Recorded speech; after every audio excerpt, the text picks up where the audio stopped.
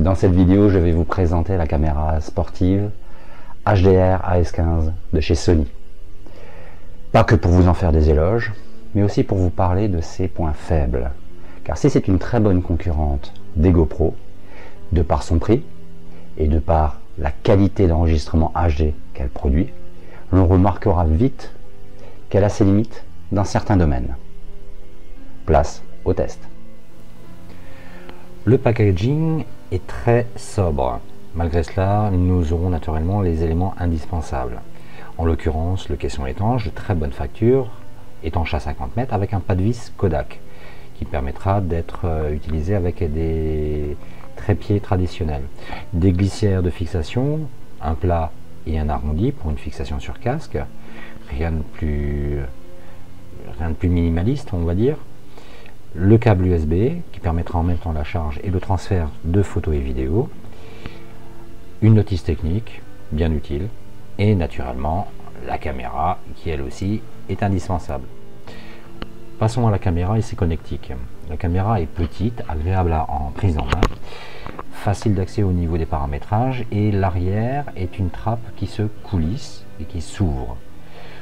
On va dire que c'est bien pensé pour éviter les ouvertures accidentelles.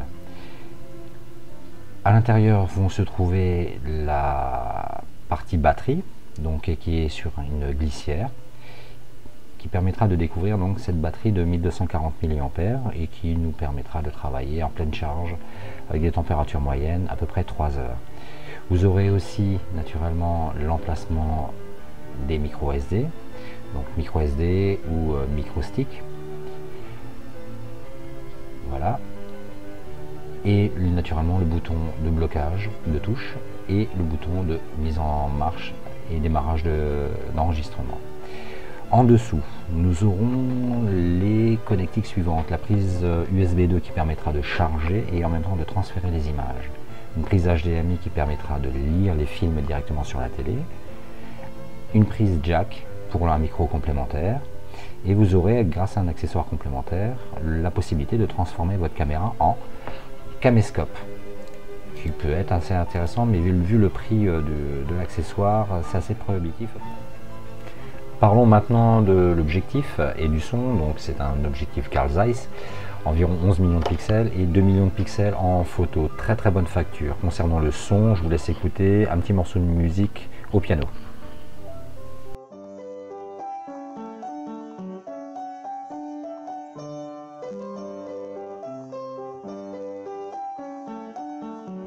Concernant les réglages dans la résolution vidéo, nous aurons accès à ceci via le mode setup.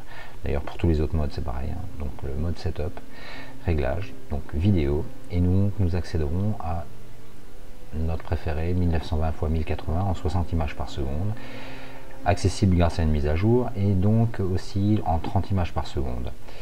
Nous descendons et pour retomber directement sur le slow motion et le super slow motion en 120 images par seconde. N'oubliez pas que c'est restitué en 30 images par seconde. Un rapide coup d'œil sur le mode aquatique, nouveauté grâce à une mise à jour, permet le réglage de la sensibilisation de luminosité en milieu aquatique avec le caisson. Donc à tester, je pense que une bonne nouvelle pour ceux qui l'utilisent. Est naturellement présent un stabilisateur d'image redoutable, très efficace, et aussi donc les réglages d'angle de prise de vue en deux modes qui se distinguent en 120 degrés et en 170 degrés.